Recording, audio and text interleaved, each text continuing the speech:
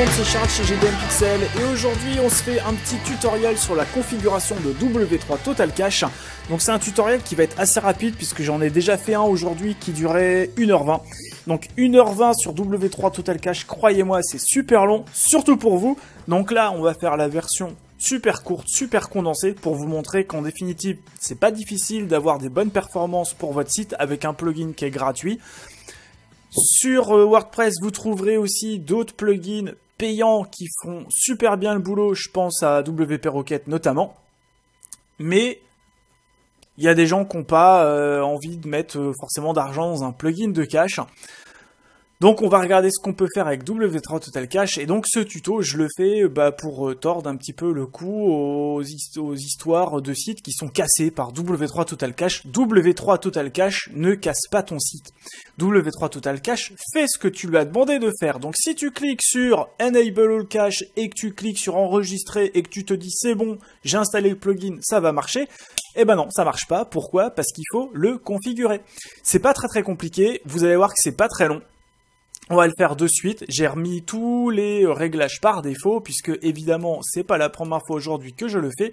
Quand je vais dans mon dossier WP Content Cache et que je rafraîchis, j'ai bien les dossiers par défaut qui ont été recréés, mais j'ai pas de page autre que la page d'accueil que je viens de visiter, donc évidemment, qui a été mise en cache. Donc, si je fais un test avec Pingdom, Pingdom va me dire que mon site charge en 1 seconde et des brouettes, non 2 secondes 70, ce qui est pas exceptionnel, qui a 86 requêtes HTTP pour un poids total de 711 kilobits. Et ici, j'aimerais bien descendre sous la seconde, soyons fous. Donc, je vais sur W3 Total Cache que je viens d'installer.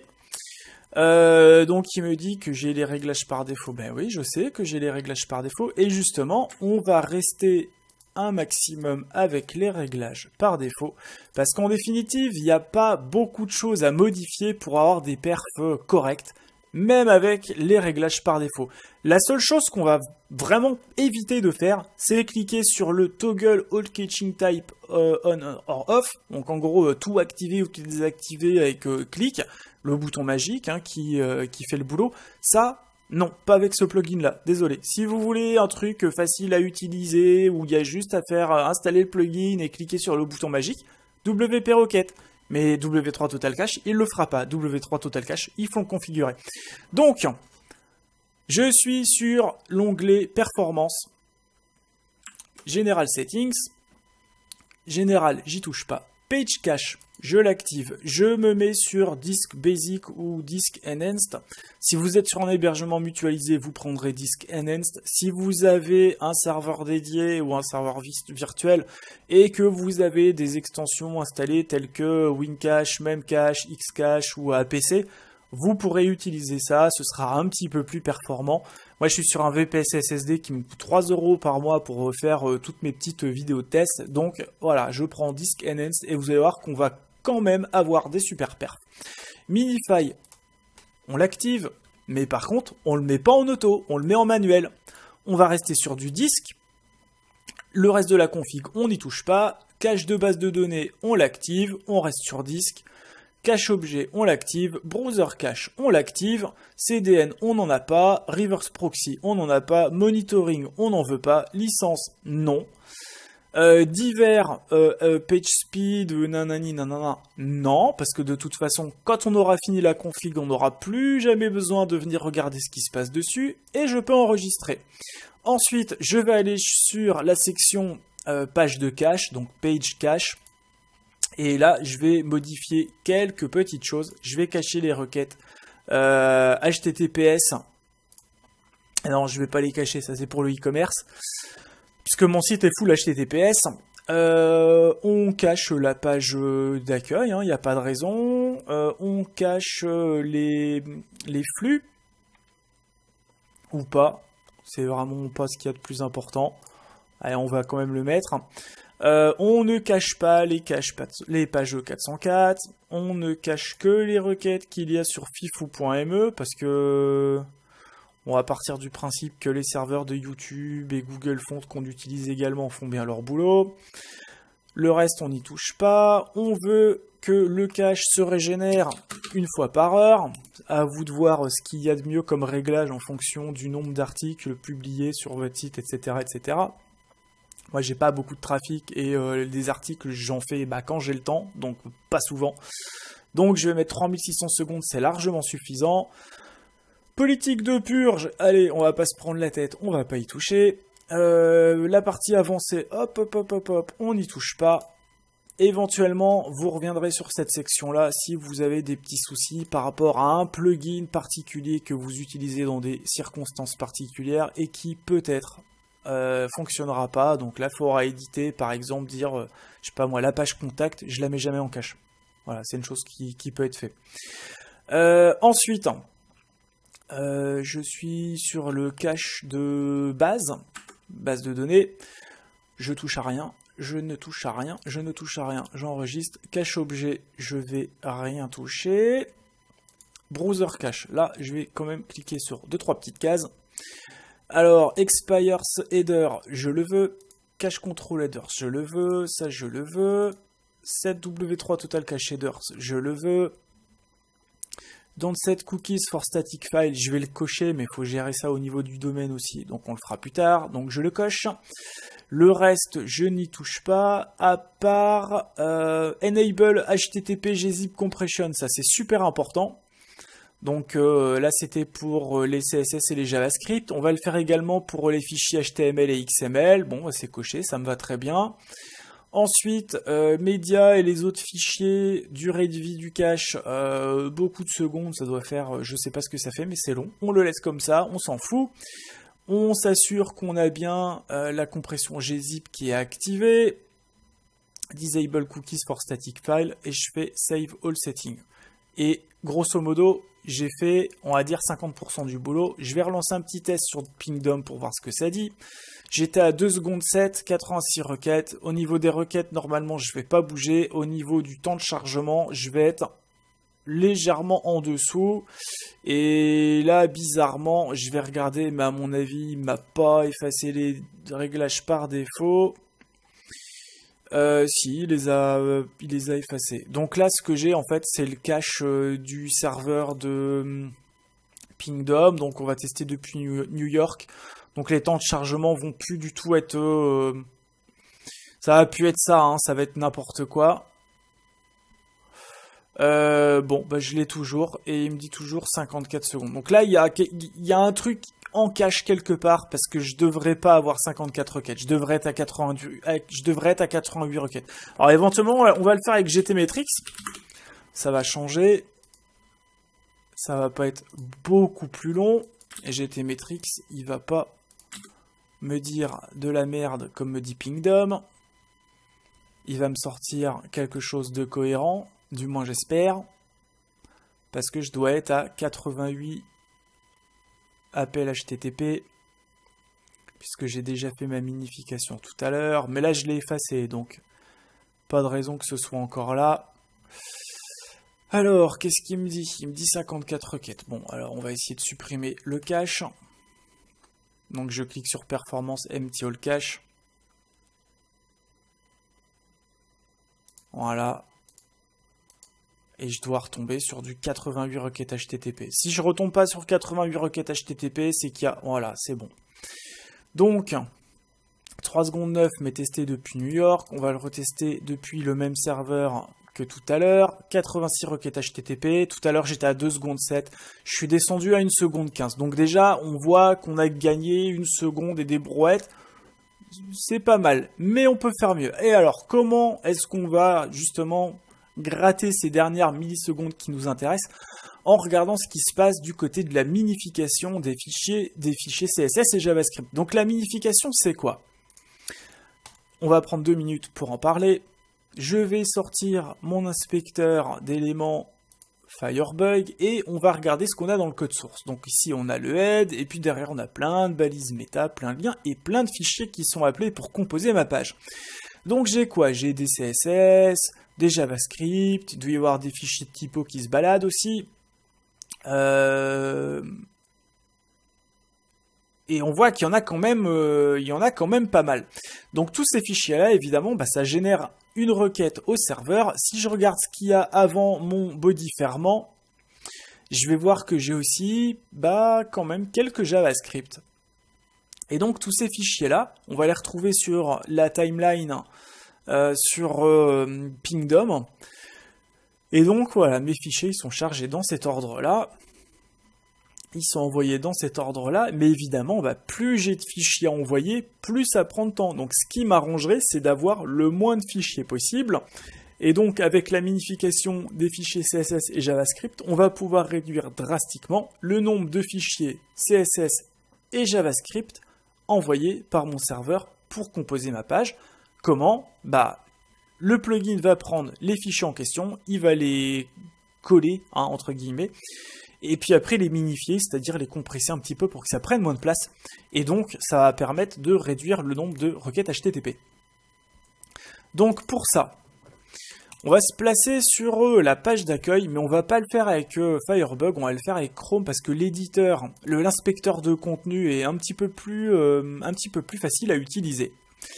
Et en fait, quand les gens disent W3 Total Cache a cassé mon site, W3 Total Cache casse entre guillemets le site puisque les gens activent la concaténation des JavaScript ou des CSS, mais des fois, il faut pas concaténer tous les fichiers JavaScript. Il y en a certains qui doivent être tout seuls, à l'air libre, tranquille, pas compressés, pas oppressés.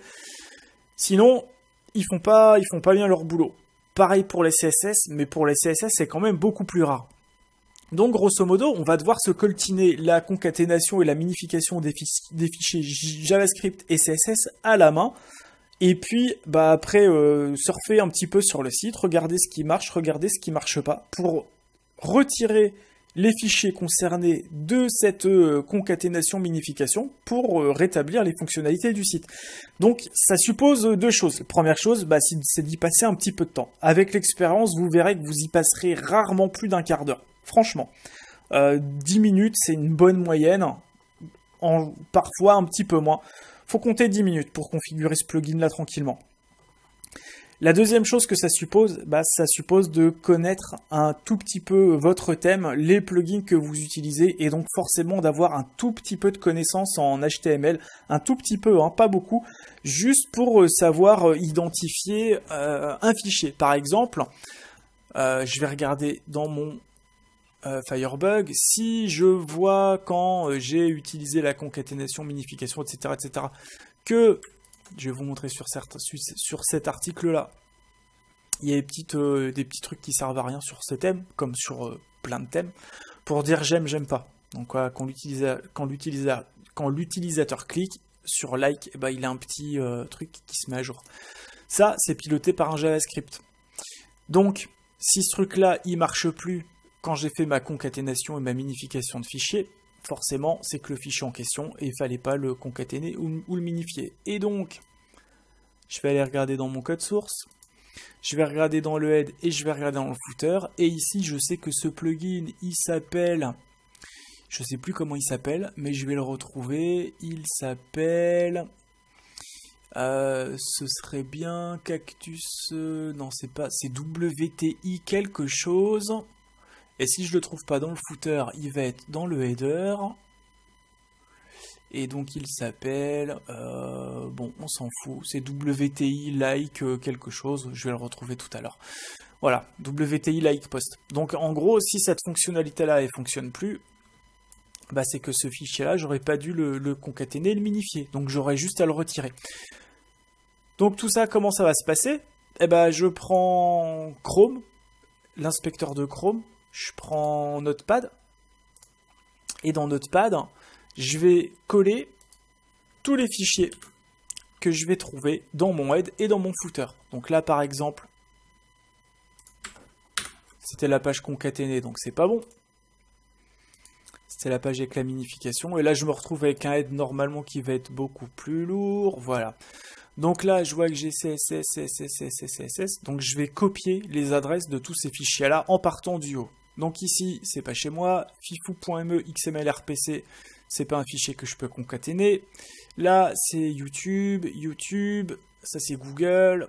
Voilà, le premier il est ici. Donc je vais faire clic droit sur le fichier, je vais faire copy link adresse et je vais aller le coller tranquillement dans un fichier à côté. Et je vais faire ça pour tous les fichiers que je vais trouver dans mon head. Je vais faire la même chose pour tous les fichiers que je vais trouver là-dedans. Et je vais le faire également pour les fichiers que je vais trouver dans le footer. Quand j'arrive à la fin du head, donc quand j'arrive à celui-là, je vais laisser un espace sur Notepad pour bien faire le distinguo entre ce que j'ai dans le head et ce que j'ai dans le footer. Donc les fichiers, ils auront, l'adresse des fichiers, pardon, aura cette forme, puisque j'ai copié l'adresse complète. Et je peux en supprimer une partie. Je sélectionne https://www.mondomaine.tld avec le slash à la fin. Je vais faire CTRL-H. Je vais rechercher donc mon nom de domaine avec le slash à la fin. Je le remplace par rien. Je vais cliquer sur remplacer tout. Et j'ai une adresse qui est un petit peu plus courte. Ensuite, une fois que j'ai ça, je vais me rendre donc sur la section minification de W3 Total Cache. Je vais bien cliquer sur Enable HTML Minify Setting pour compresser également le code HTML, mais c'est pas obligatoire. Et puis ensuite, je vais simplement mettre l'adresse de mes fichiers là-dedans. Donc j'ai une nouvelle boîte de dialogue qui va être ouverte. Il me demande pour quel thème je veux gérer mes fichiers JavaScript. Donc ici je veux le faire sur le thème enfant de mon thème. Et je vais cliquer donc sur Add Script et je vais simplement chercher le premier JavaScript de ma liste. Je le colle et puis je le fais pour tous les JavaScript que j'ai là-dedans. Donc là j'aère un petit peu pour que ce soit plus simple à lire. Donc un JavaScript, ensuite des CSS. Et puis après j'ai juste à faire la même chose pour tous mes fichiers JavaScript. Donc je vais faire une petite pause, le temps de finir cette opération ô combien passionnante, et je vous retrouve juste après. Donc ici, j'ai fini de coller les 7 premiers fichiers JavaScript que j'avais. Je suis arrivé au bout de la première partie du fichier que j'ai sorti sur Notepad, quand j'ai fait mes petits copier-coller depuis mon inspecteur sur Chrome. Et là, j'ai un gros espace qui correspond à quoi? Tout ce qui est ici, c'est ce qui était dans le head, et tout ce que vous voyez en dessous, c'est ce qui était dans le pied de page, avant la balise fermante du body. Donc en gros, je vais refaire la même chose pour les JavaScript qui sont là, sauf que ici, ils doivent plus être concaténés dans le head, ils doivent être concaténés avant la balise fermante du body. Donc je vais faire ça pour tous mes fichiers, et après, il n'y aura plus qu'à faire ça pour les CSS. Donc ici, j'ai listé tous mes fichiers JavaScript, tous les fichiers qui étaient dans le head, tous les fichiers qui étaient dans le body. J'ai fait la même chose pour mes fichiers CSS. Il y a un truc qui est très important qu'il faut retenir absolument, c'est que ces fichiers tels que je les ai inscrits sur mon Notepad, je les ai pris dans l'ordre où je les trouvais sur Chrome, et il faut respecter cet ordre. Si vous ne le respectez pas, vous augmentez très fortement les chances qu'il y ait un truc qui plante. Donc voilà, respectez bien l'ordre dans lequel les fichiers apparaissent dans votre code source, et en théorie, vous n'aurez pas trop de problèmes, sachant que c'est quand même relativement rare de tomber sur un thème et des plugins où vous les listez tous là-dedans et il y a tout qui marche. De temps en temps, il faut quand même en sortir un. Donc je vais vous donner juste un exemple, c'est le plugin de CAPTCHA pour Contact Form 7. Lui, si vous le mettez là-dedans, il ne fonctionnera pas. Donc il faut le sortir. Donc une fois que j'ai fait ma petite opération de concaténation, minification des fichiers CSS, je vais purger tous les caches. Je vais retourner sur Pingdom et puis on va refaire un petit test. Donc on va tester la home, je la charge, Et donc, je lance mon petit test, et normalement, je vais avoir beaucoup moins de requêtes. Donc là, la première fois, évidemment, il est un petit peu plus lourd, parce qu'il doit créer tous ces fichiers. Donc finalement, ça lui demande plus de boulot que s'il devait charger la page normalement. Mais une fois que tout ça s'est mis en cache, eh ben en gros, dès qu'il en aura besoin, il pourra venir les prendre dans son dossier de cache. Donc là, au niveau des perfs, bon, c'est pas exceptionnel, hein, 1 seconde 10, c'est pas top. On aurait peut-être pu avoir un petit peu moins. Bon, on va être en dessous de la seconde, on est à 960 millisecondes, on va dire que ça va. Performance grade, bon, ouais, 99, bon, c'est pas 100, quoi, donc c'est nul. Et page size, ça a descendu un tout petit peu, puisque les fichiers sont un petit peu plus légers, vu qu'ils ont été compressés. Donc l'idée principale, c'est de réduire sa load time et réduire le nombre de requêtes. La note GTmetrix, la note islow et tout, franchement, on s'en cogne. Ce qui compte, c'est que votre utilisateur, il ait ses pages le plus rapidement possible et que le crawler de Google, il puisse en absorber un maximum pendant le credit crawl que vous avez quand il passe sur vos pages. Voilà, donc après, bah évidemment, il faut quand même aller faire un petit check sur le site pour voir s'il n'y a pas trop de trucs qui sont pétés.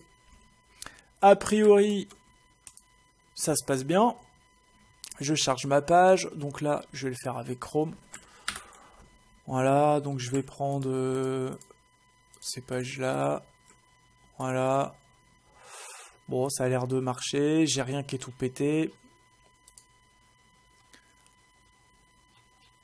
Ça marche.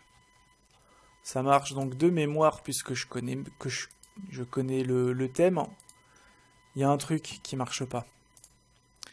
Et là que je vois pas, c'est que normalement j'ai une petite pop-up là qui slide quand je scroll. Donc il y a aussi autre chose qu'on peut faire, c'est regarder si on a un truc qui passe pas dans l'erreur. Donc il me dit qu'il y a du contenu mixé, mais c'est normal, ça n'a rien à voir, c'est que je vais chercher des ressources sur une page qui n'est pas sécurisée.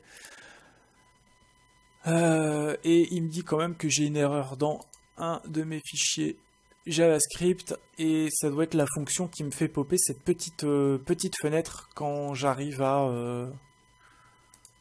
90% de scroll, où c'était que sur l'home. Donc là j'ai bien un truc qui marche pas. Donc en gros, bah, le boulot derrière, c'est de reprendre le JavaScript qui fonctionne plus. Donc je vais vérifier également ce qui se passe sur les votes. Bon, là ça marche. Mais effectivement, il faut repasser 5-10 minutes sur le site pour vérifier que tout se passe bien comme il faut. Et surtout, du coup, il faut pas hésiter à virer le fichier qui probablement accepte pas d'être minifié et compressé avec les autres.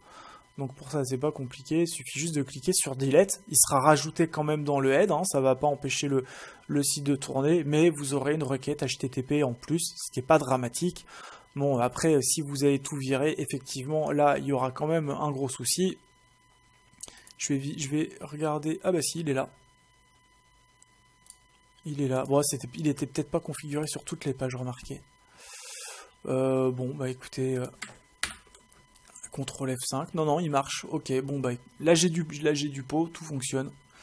Mais ça peut arriver qu'il y ait un plugin, il passe pas, par exemple le plugin le formulaire de contact sur mon site, qui glisse latéralement quand on clique sur le bouton contact, lui il y a un fichier JavaScript qui fait que si il est concaténé, les messages ils partent pas. Donc voilà, faut repasser un petit peu de temps sur le site, vérifier que tout fonctionne. Franchement, j'ai rarement passé plus de 5-10 minutes à tout vérifier, tout fixer. Donc en gros, configurer W3 Total Cache proprement pour avoir des bonnes perfs, ça prend 20 minutes, une demi-heure à tout casser. Mais ce qui est bien, c'est que une fois que c'est fait, c'est fait. Vous n'avez plus besoin de vous remettre dessus.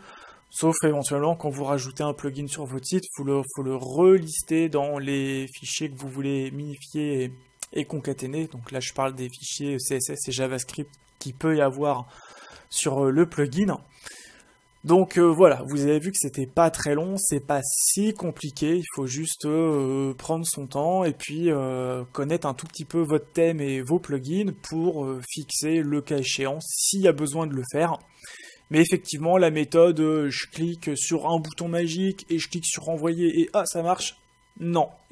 Mais de mon expérience sur le web, tout est comme ça. Hein. Quand vous commencez à créer des sites, il y aura toujours un moment, un truc qui va pas marcher, un truc qui va vous prendre la tête, et il n'y a qu'un moyen de le fixer, c'est de chercher déjà sur Google, parce qu'a priori, il y aura plein d'autres gens qui ont eu le même problème que vous, et en 3 minutes max, vous allez trouver le fixe. Puis il faut regarder aussi un petit peu le code source, les logs, donc voilà. Mettez les mains dedans, faites des tests, c'est comme ça aussi qu'on apprend. Et donc dans un prochain tutoriel, on fera la même chose pour WP Rocket. Donc vous verrez que ce sera quand même nettement plus simple pour avoir des gains de performance qui seront très significatifs. Après, si on veut le pousser à fond de ce qu'il peut faire pour accélérer les chargements de pages, là on verra que ça peut aussi être quelque chose de beaucoup plus complexe, beaucoup plus compliqué. Donc ce qui est paradoxal, c'est que WP Rocket, du coup, c'est un plugin qui est fait à la fois pour les très grands débutants et pour les gens qui y touchent à fond. Donc voilà, si vous avez des questions, comme d'habitude, vous laissez ça dans les commentaires, et je vous retrouve très bientôt pour un prochain tuto sur WordPress et le web en général. Ciao, ciao!